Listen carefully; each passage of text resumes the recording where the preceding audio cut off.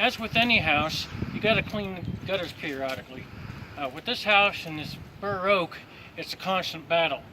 Tons of ice jams this past year, and we still got more snow coming, and it's the end of March. So what's going to happen is this bur oak here is going to go bye-bye. And once it goes bye-bye, we're going to have somebody put on a totally new roof, a metal roof. Since I'm deaf and I kind of got a bad equilibrium, it's a little bit too steep for me to do other than that part on the other side. So that'll be going to somebody else. But in the meantime, I can keep these gutters clean.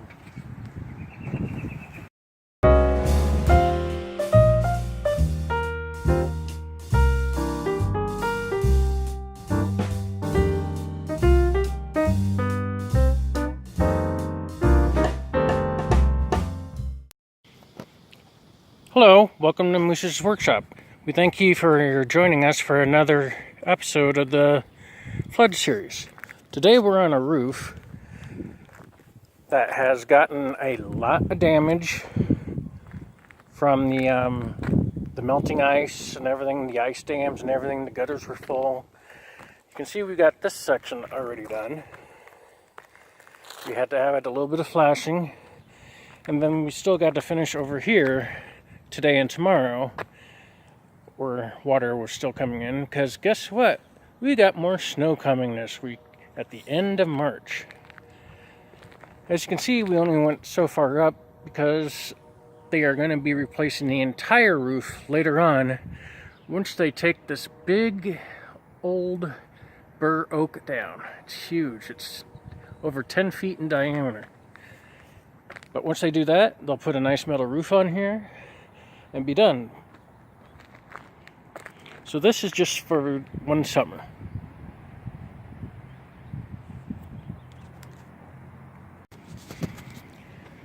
Okay, where this uneven transition is, that's going to get fixed later when the new roof is put on. Took the time to slowly pry up the shingles, making sure not to crack them. Stuck this flashing under there, way up to about here and there. And now we're going to take some tar, put it underneath where that bump is, just in case any water does get under there. Also, I'll help to hold this down in high winds. And then we'll add some washer screws that you'd usually use on metal roofing and to hold this side down. And then we'll tar over that as well as in between these shingles. May not look pretty, but it'll work for now until we get rid of that tree and redo this entire roof. Okay, you can see the strip of tar. That'll be at the bottom of the flashing. Well, in between the flashing, where the transition is. I don't know if you can see it on camera, but it goes like this, down, and then back up. So whoever built this extension on this house originally put the plywood on top of the original decking. But like I said, once this tree is gone, this whole roof is getting ripped off, redone, and done in metal. New underlayment and everything.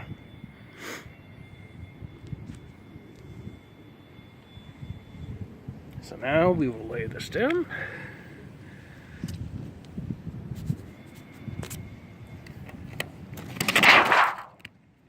And smush it. Starting from the top and rolling it down.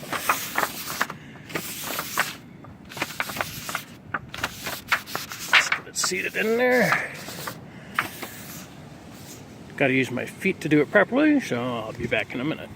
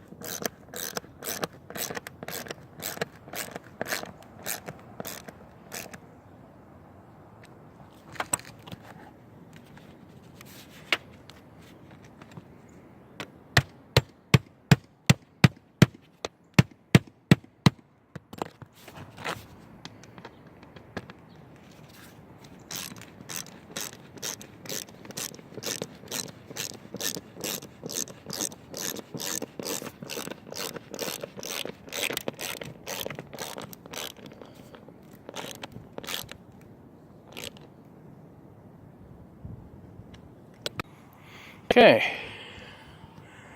Got this piece of temporary flashing on. Not the prettiest thing in the world, but it works. Also put some tar under the top flaps of shingles so the wind don't rip them off. Smush them back down on there. And tomorrow we will tackle this. Just check the forecast. So can't rip it off tonight because of rain, so I'll have to do it in the morning. So see you tomorrow.